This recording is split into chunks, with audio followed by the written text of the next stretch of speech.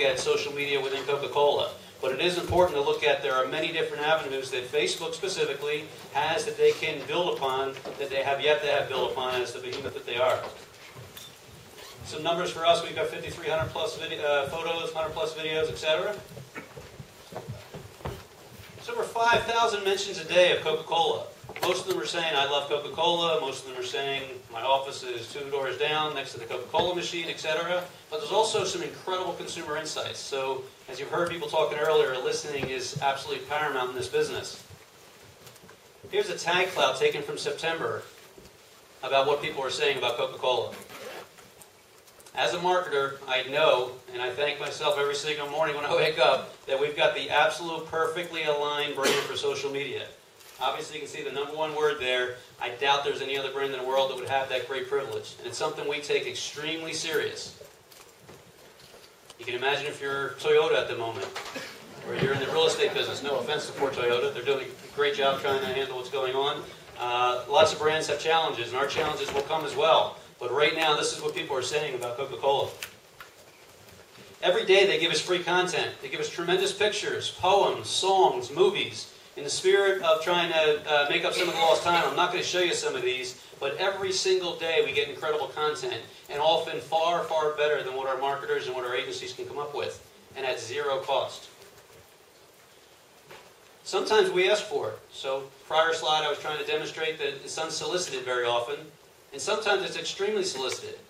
And when it's solicited, here's an example. We simply said, where have you had a Coke lately? And this was actually from Facebook.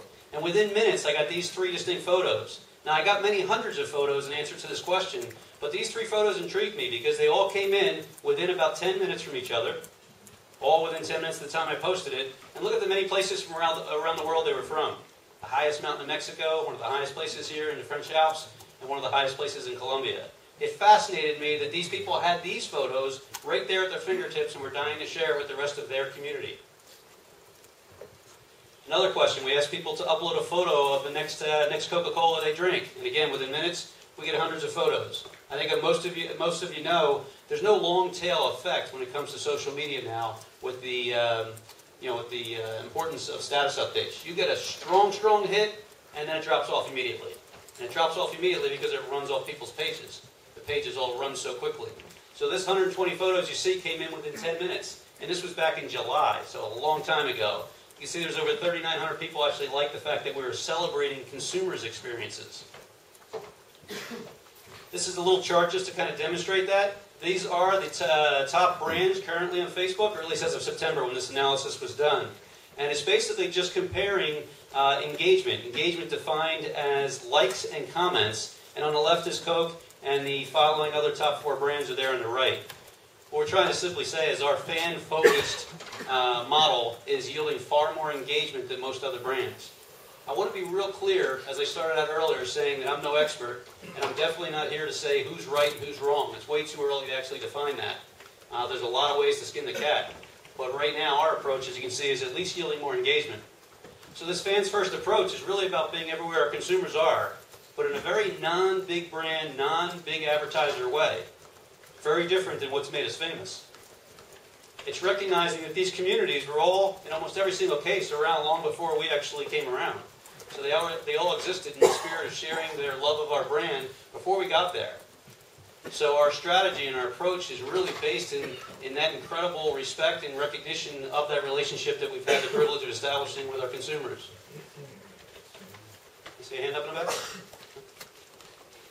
So the other thing I really want to talk about, is point out the bottom one, is becoming a fan on Facebook or a friend on MySpace or a follower on Twitter or anywhere else in social media certainly isn't an opt-in to be advertised at, not an opt-in to be your message blasted at, especially with our brand, because again, these consumers and these communities existed before we got there.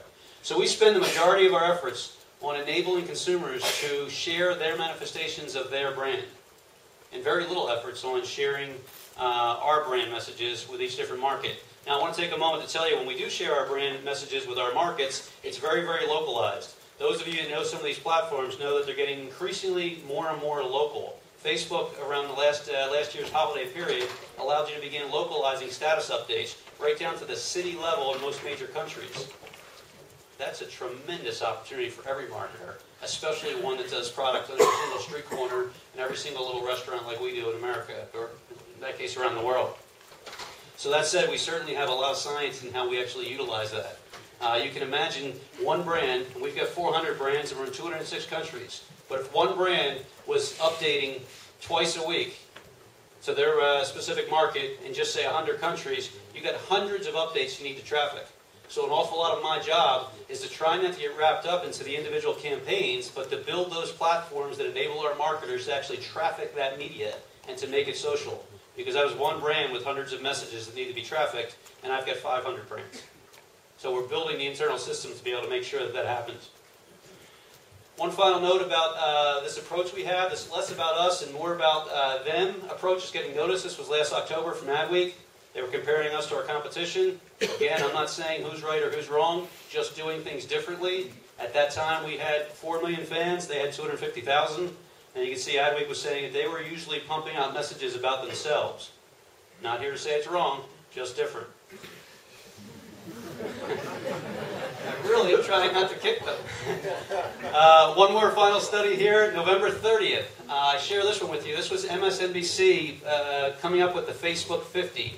They ranked us number 1, and the reason this was an incredibly important one is it was the first study up until that point that didn't rank the brand number 1 based upon the number of fans. We didn't have the most amount of fans on November 30th. Number 2 up there did, Starbucks. It's the first study that gave weighted some value into the quality and the value of a fan. Prior to this time, we have twice since bought some media. But when this came out, we had never bought any media whatsoever. So the 4 million fans we had at the time were purely organic. Again, not knocking buying media and building up your fan base. You have to have a fan base in order to leverage it. But at this time, this study recognized that there's an incredible difference of value when you earn your fans versus potentially buying them. These are some official communities we have, just to show that it's certainly not all about Facebook. This is Twitter, YouTube, MySpace, Bebo, and of course here's Facebook. In every single case, all of our content is localized. We aim to have one page for every brand around the world, rather than a different brand page in every single country. And we do that through some incredible technology and some science that I can never explain to you. I'm a marketer. But what we actually do is we're serving up localized content so that all of our markets can actually share their localized campaigns. Because again, we're an extremely localized company. And if we weren't doing this, then our marketers would just do whatever they want on their own. There's incredible cost savings and incredible risk mitigation in doing things centrally. So this is all great, but how do we create compelling content? A couple programs I'll show you pretty quickly. This began on January 1st. It's called Expedition 206. It was crowdsourcing a team of 3 people.